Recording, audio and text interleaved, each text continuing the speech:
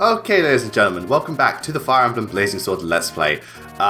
It's just me this time, so for that one person in the comment section who keeps wanting to see Olivia, this Let's Play is going to be yet another 0 out of 10. I'm very sorry, just, it's early morning, they've all gone out, and I just felt like, getting this thing over rolling, because I know I said in the last part, I want to get this thing rolling. I haven't uploaded for a few days, so I really want to get things back on track, and the reason for doing that is because when I uploaded that part, that was right before I started editing Top 15 Echoes tracks, and when I start editing videos, literally that becomes my entire focus. Everything else I kind of push to the side because I really want to focus on the editing part, because that's the part I enjoy the most and where I can let me be the most creative. And it happens with every video. It's the same as Xenoblade, it happens with every video. The moment I start editing, everything else kind of takes a backseat. I'm just so focused on that bit.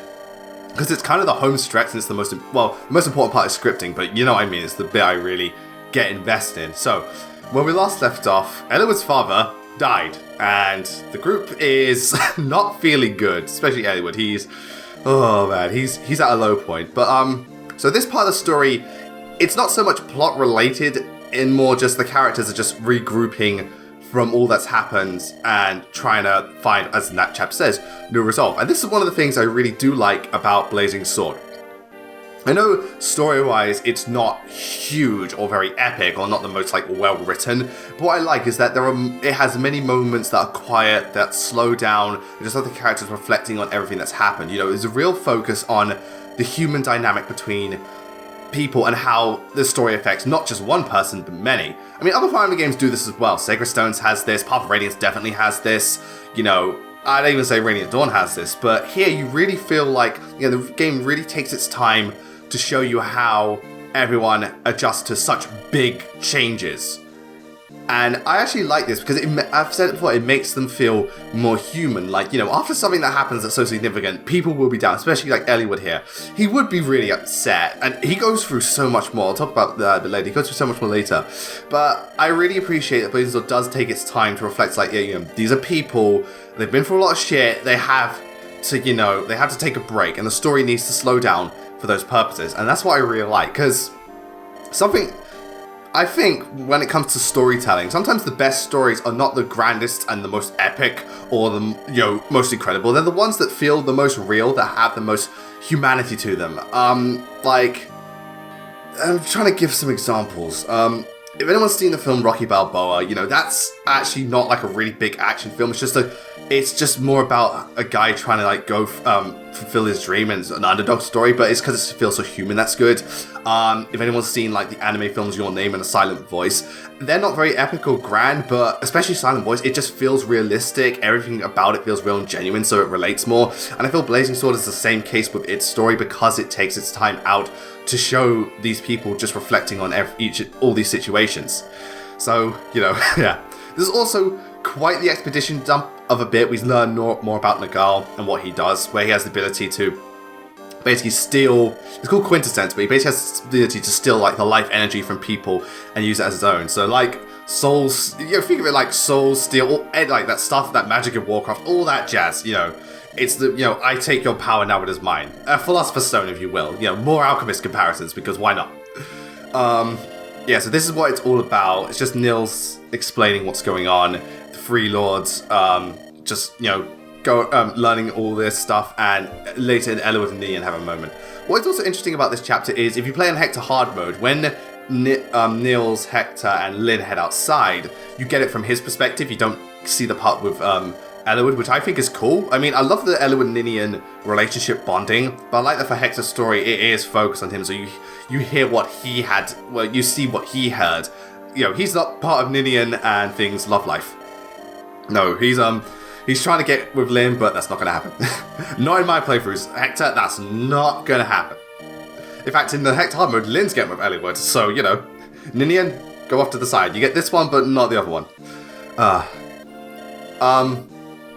What I really do appreciate, and I meant to talk about this last part with Eliwood, is how he he's not the most he's not the most well written or interesting lord, but I like how despite all that happens, he still finds his resolve to keep pushing forward. Again, he's kind of simple, but that kind of works because he just has a pure heart and wants to do what's best. But I'd say more than most Fire Emblem lords, he gets put through the most amount of shit. Like, a lot happens to him in this story. Because if you think about it, Eliwood's journey is technically over. He found his dad is dead. He should just go back to his castle.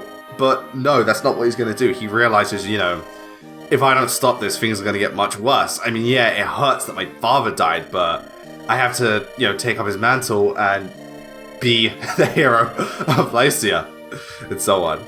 That's what I really like about Eliwood. Like, he stays true to himself despite being put through so much shit. Like, he doesn't get power hungry or super revenge driven or angsty or take it out on other people. He just, you know, he does need a bit of cheering up, but he stays true to himself and he remains who he is inside despite all the travesty.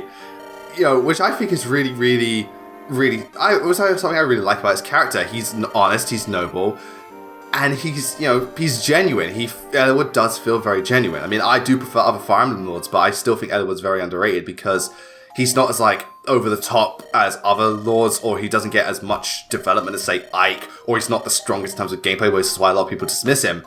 But I love Eliwood. I think he's really, really cool. That's why he made it into the top 4. Yeah, and oh god, these two are just the sweetest little things. Like, I know, like, their romance is, like, slightly cliche, you know, princess, or, you know, helpless girl thing, but I don't know, it just really, really, really works with these two because they have a nice chemistry, and because of the type of characters they are, it works. Like, Ninian doesn't want to get close to people, but she, you know, she just loves, you know, everything about Eliwood and how nice he is, and just pretty much just loves being with the group. And Eliwood, you know, he's very, you know, he himself is just a very nice person, but with Ninian especially, he really wants to protect her and see that she's happy because, you know, he does have a thing for her. And his father, it just liked them so much. He, like, I think he feels the same way. So, you know, it's adorable. It's absolutely adorable. It's like, you just want to see these two get together, and I'm going to make it happen. God damn it. But this moment cannot last because someone's going to cockblock Eliwood for, like, the 15,000th time. I swear, whenever Eliwood and Ninian get, like, a lone moment, the enemy appears. That's Nagal's ultimate plan. Not to conquer the world, to cockblock Eliwood as much as possible. Well, it doesn't work in the end. Why? Because Roy is canon. And apparently, Ninian and Eliwood are canon, which I totally buy. It also makes the most sense why Roy's mum isn't here, because, I mean, those who play the game know that, you know, Ninian can't survive in the human world for long because of stuff. So, you know, it makes the most sense. Like, if Lim was the thing, I don't know what happened to Lim, but I think the same Eliwood and Hector's mothers, they both died, like, early on in Thingamajig, which I kind of find as I can kind of get that, but it also feels a bit like a bit of a cop-out, especially because of the ties they have to other, like, relationships they have. I mean, I reckon at the time they weren't thinking so much, but, like, if they ever do a thing, like, so many people say if they ever do the Binding Blade, Blazing Sword fusion, you know, I definitely think whoever Hector does marry and Eliwood does marry should definitely stay alive. Because, I don't know, it's just like, having them just randomly die feels like a cop-out. I mean, at least with people like Canis, there was more of a story reason he got, like, you know, trapped in a storm. But, you know, just having, like, say, Lynn or Farina or Florina die just because, I'd be like, that's kind of bullshit. I mean, Ninian I can buy because thingamajig, but anyone else is just kind of like, nah, that's a cop-out if you ask me. That's a big cop-out. We technically get a new unit in this chapter. Technically. Because Ninian joins our side, but as I mentioned with Nils, they share the same levels, same stats, same growth rates, and so on, and same abilities. So, you know, there's not really much, it's not really worth talking about her in terms of thingamajig, because I already have. The only thing I will say is that Ninian is going to be seeing a lot of use in this playthrough. She's going to be in pretty much, like, I think she's going to be in, like, every chapter. Because I've made this apparent in class. Her and Azor are my favorite dancers because they do a lot more than just, you know, make people move twice. Ninian has the really good buffing abilities, which I do make use out of. And, well, Azor, she can fight, and damn, she fights well. Plus, I also have her on the field a lot because I want to, like, support Eliwood and Ninian as much as possible, which thankfully in this game, their support chain is significant. It grows significantly faster than most other characters. Like, GBA Fire Emblem always had an issue with supports took fucking ages to, you know, get up. So it's not easy to have just characters get all 5 supports in a single run. Binding Blade was an exception because I noticed that game supports were handled better, they weren't as long. Blazing Sword takes a while, Sacred Stones takes fucking ages. In my opinion, Path of Radiance is the absolute worst. That game takes way too long, unless you're Soren and Ike, to level up supports. It's almost tedious, it's so stupid. So, I'm glad that system is over with. But yeah, so Ninny and Eliwood, it is much faster than most people. Anyway, so Chapter 20, New Resolve. How is the chapter? Well, it's a Fog of War map, but like I discussed in with the Dread Isle, I don't think it's very bad because the units are quite spread out, the map size is not very big, and there are quite, it is quite open. Like, you can go down from the side, and when you get to, like, slightly across, it opens up, you can go straight forward, you can go up and to the right, you can go down, that's what I like about these Fog of War maps. They're more open, and the enemies are less bunched together. They're in my opinion, they're just overall better designed. Oh yeah, also use the torch trick with Lookout. Yeah, Lookout's going to be, our main thief from now on. And see, as you can see, they're not, if it was any other Fire Emblem game, you could tell there'd be 2 units just by the Colosseum ready to ambush you, and 2 by the house at the bottom, and 1 ballista at the ready to attack you, and you'd be like, oh fuck. Why am I using, I'm not using, I thought I was using a Lance Reaver for a second. Oh god. Okay, this, I'll tell you right now, guys. I don't know what it is. I actually guess you call it the lucky number 7. But Raven has an obnoxious ability to land a disgusting number of criticals at, like, I know it's blazing up, I think it's just literally the lucky number 7. And I'm gonna say, I don't think I've ever trained a Dorcas as good as this one. Not only is he dealing a fuck ton of damage, but he's doubling quite easily. But that might be due to him having high constitution, so he's not slowed down by other units. Which I think is probably the case, because his speed is only like, what, 7? Which is not very impressive. So I reckon it's got to do more with his constitution than his actual, speed. But, who knows. So, this chapter, it's not very hard, and it's not very long either. But for what it is, especially because you've done such a big event in the last chapter, I think it's pretty good just to ease you back in, but still offer a slight challenge.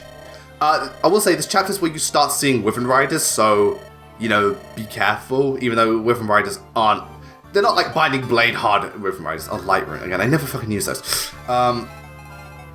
Yeah, by the way, you also saw Wyvern Riders much earlier, but that's because, Burn. They're literally, the nation that was invading you is known for its Wyvern Riders. What was I going to say? God, oh shit, I lost my train of thought. I was going to say something, but I completely forgot. Son of a bitch. There's something about this chapter. Yeah, they really like their monks in this chapter, so a good resistance unit is good, so, Lucius. Or someone who can one-shot them with a, a ranged attack or something like that. That's good. Aside from that, everything's pretty par for the course.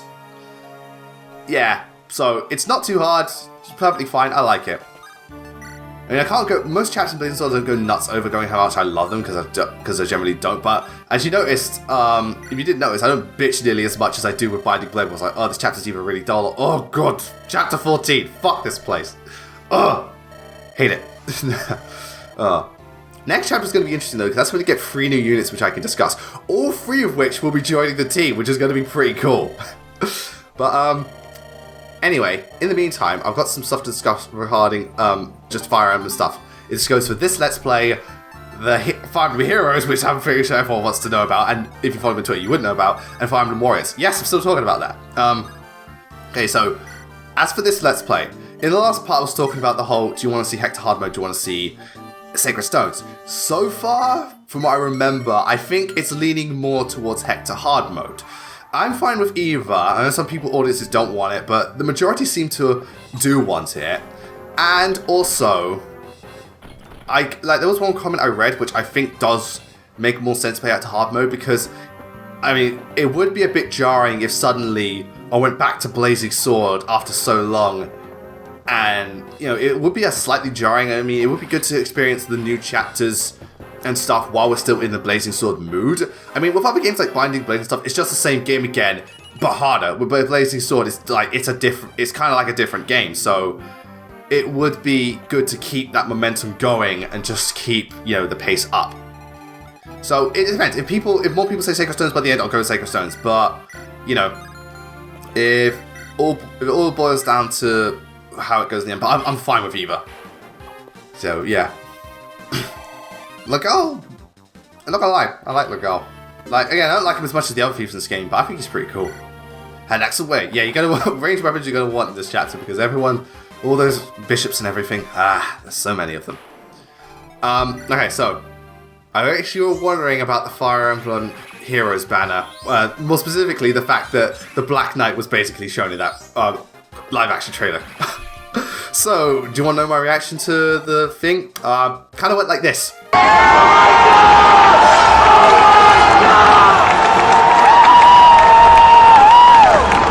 Yeah, so that's how I felt. But honest to God, like, you know, we're finally getting, like, I knew it was only about time, but we're finally getting the Black Knight in Heroes. And the trailer he had was awesome, so I'm like, alright, you've done the live action thing, and make the live action Fire Emblem film. Do it now! Get Peter Jackson to direct so we get Fire Emblem Lord of the Rings. No, that's production value will be amazing.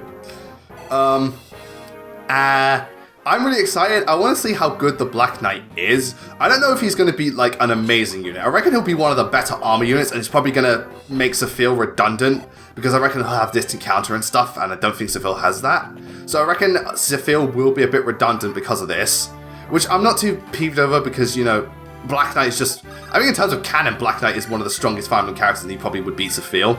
Not to put Sophia down, but... when you take into consideration the canon of Fire Emblem, I reckon Black Knight is legit one of the strongest characters. I mean, people like obviously like all the final bosses, like, you know, well, I say all of them. Black Knight was stronger than Ashnard because I remember Radiant Dawn, his stats are stronger and he would beat Ashnard because he was holding back, and Raven just double missed. But like Ashira, Deginsia, you know, people like that, they're definitely stronger than him, but Black Knight's definitely one of the strongest, so I can see him being a really, really good, just like tank unit. I want to see how his stats are going to be, how his stats will be reflected, because what I remember, I know this isn't anything, but he had like 40 skill, I think it was 34, 36 strength, 30 speed, either 25 luck or 25 resistance, and 20 luck or 20 resistance, one of the two, and 70 HP. So I want to see how they're going to change it to suit. I wouldn't be surprised if for an armored unit he had pretty good resistance.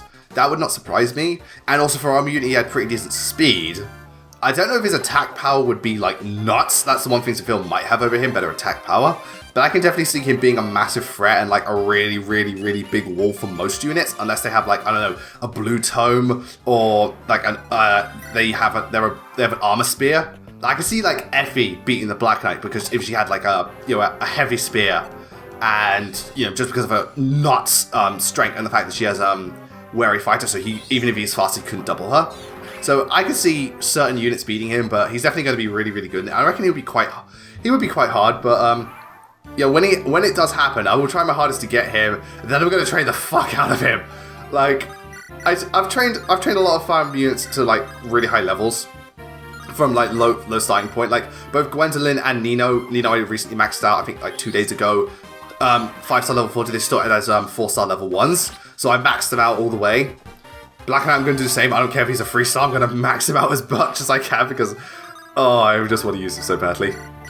I think the Grand Hero Battle, I don't know how it's going to be, but you know, I think it's going to be cool. But they also leaked Nephany, which I think is going to be awesome. I'd love to see Nephany as a really fast, hard-hitting spear user.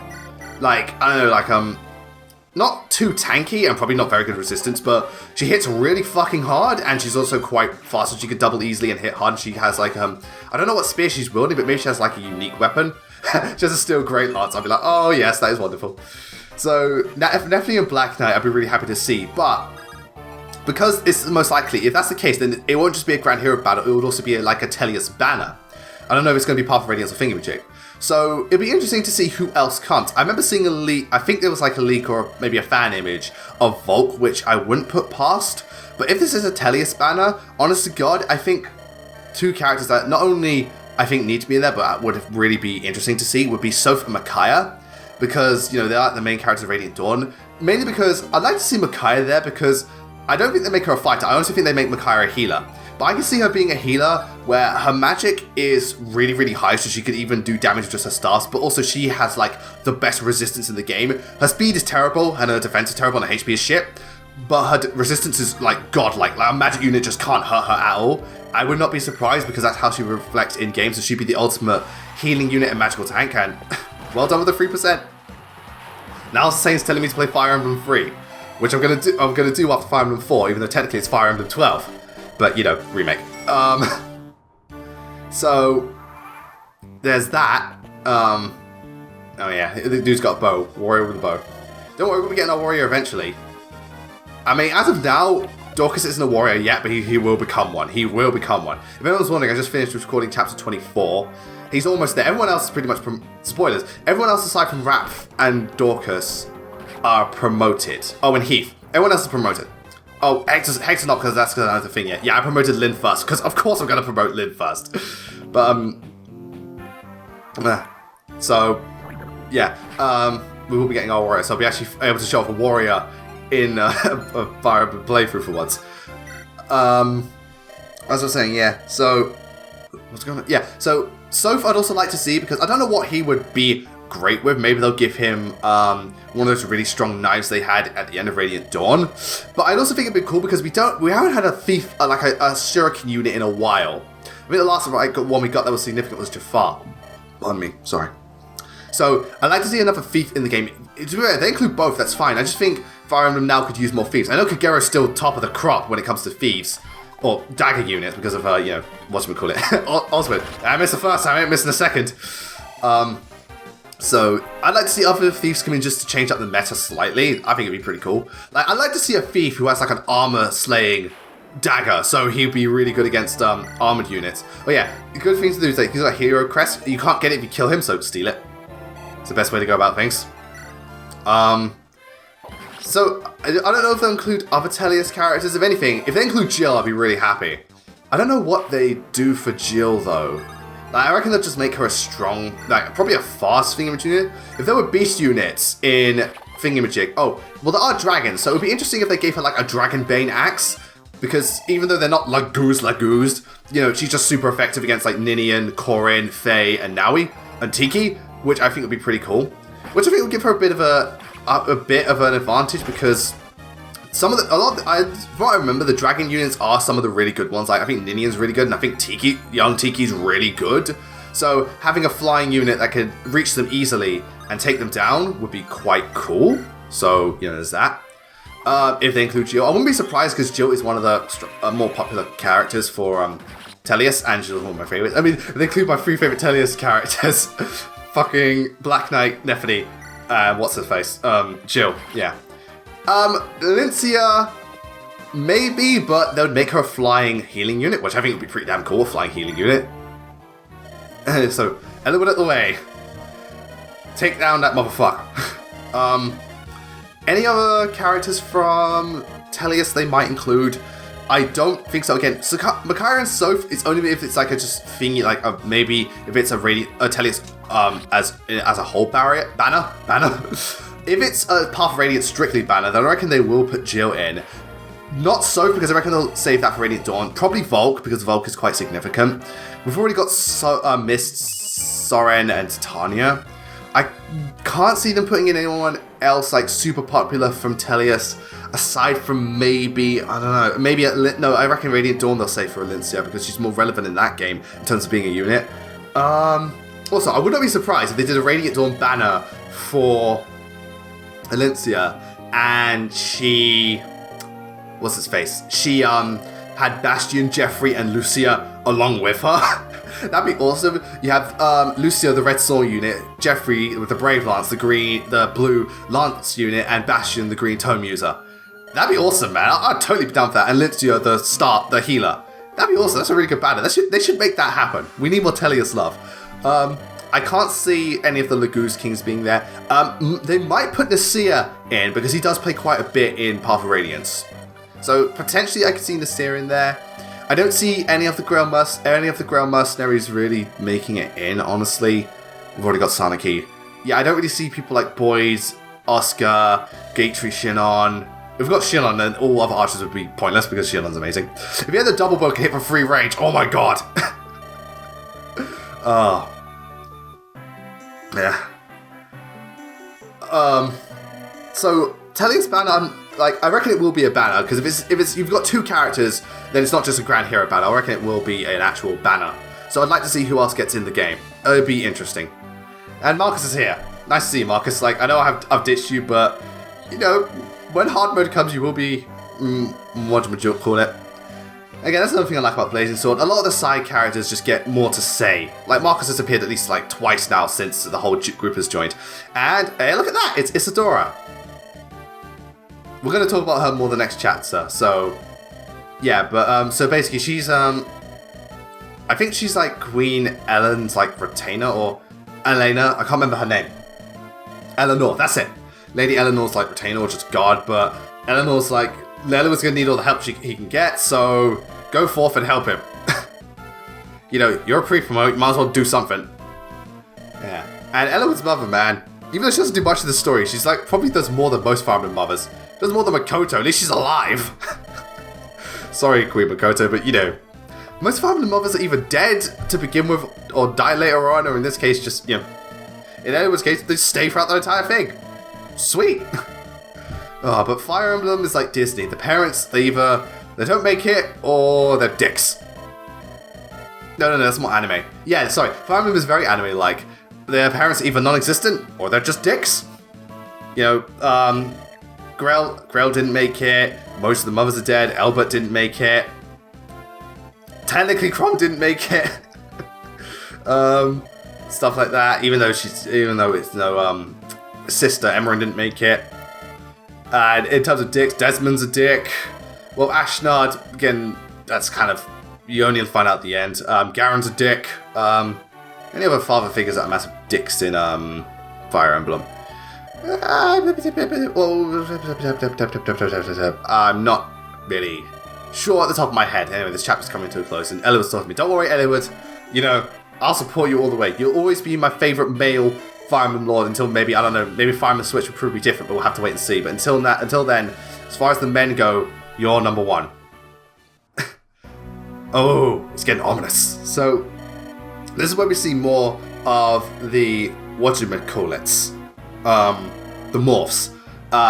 Sonia and, I can't remember the other guy's name, Limistella? Or something like Limistel? I completely missed that. But, Limistel was, I think, his strongest morph, even though he's like the most bland. Sonia is definitely very strong. She's manipulated the Black Fang. She's the lust of this game, and she's actually one of my favorite Fire Emblem villains and bosses because of how manipulative and straight up fucking evil she is. Like, other Fire Emblem characters are pretty evil, like Narsium was pretty evil, and Valta and Kaliak, but she is just evil. Like, legit evil. So as you're saying, he's the strongest of them all, so he goes about collecting things, but honestly, he's like the most boring of all the characters, and Nagal's just recovering. So anyway, that's the end of that part.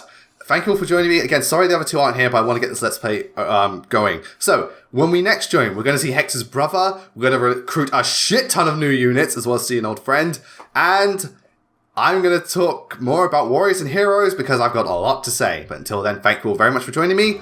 See you next time.